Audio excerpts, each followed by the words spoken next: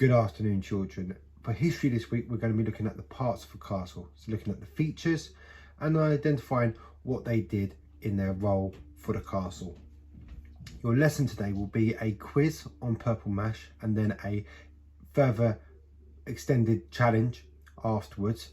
But for the quiz on Purple Mash, there's going to be a feature with its definition and a multiple choice of 3 different answers. You must choose the correct answer.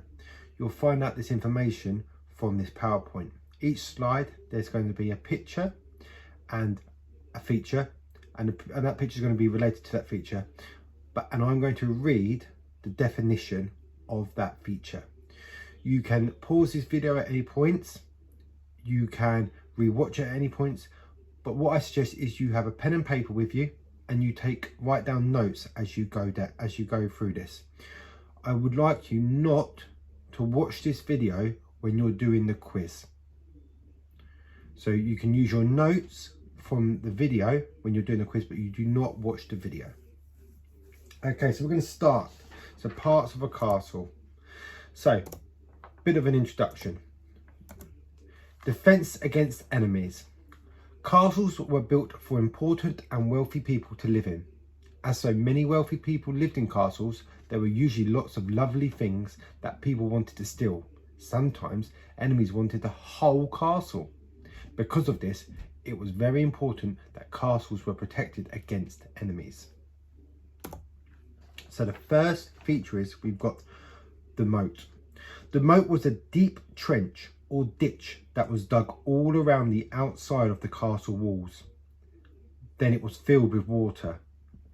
If people wanted to invade the castle, they would have trouble crossing the moat. We can see here, there's the moat around there. The second feature is drawbridge. A drawbridge was used as a way to prevent or allow people in or out of the castle. It led from the castle gateway over the moat to the other side.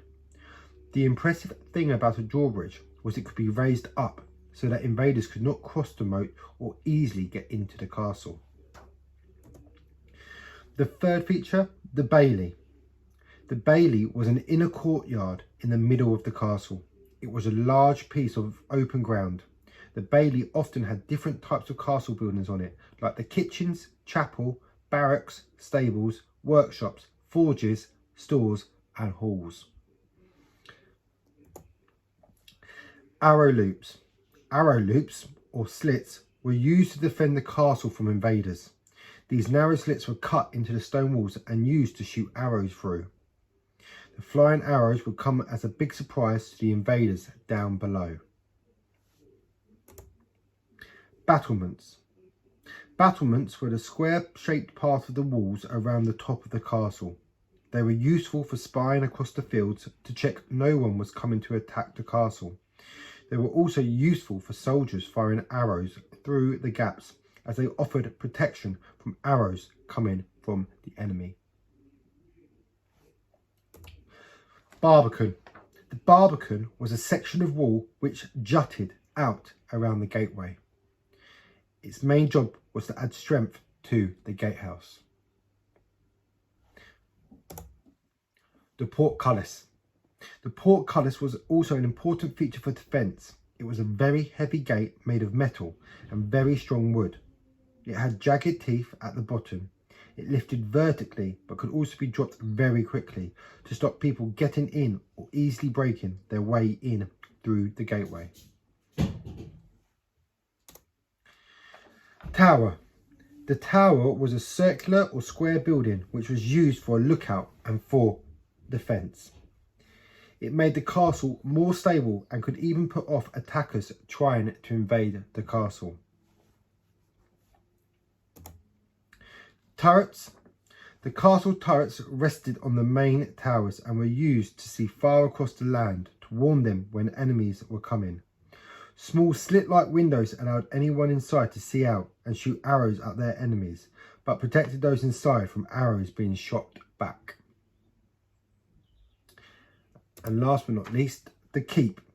The keep is usually found at the heart of the castle. It was a tower built within a castle which was used as a place to live as a last resort during a battle. So there are your 10 features. Like I said, you can re-watch, pause the video at any points. Please take notes.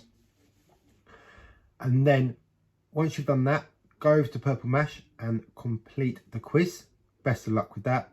And then please go back to the task sheet and and do the challenge. It's about finding out about other castles, famous castles in the UK. Good luck.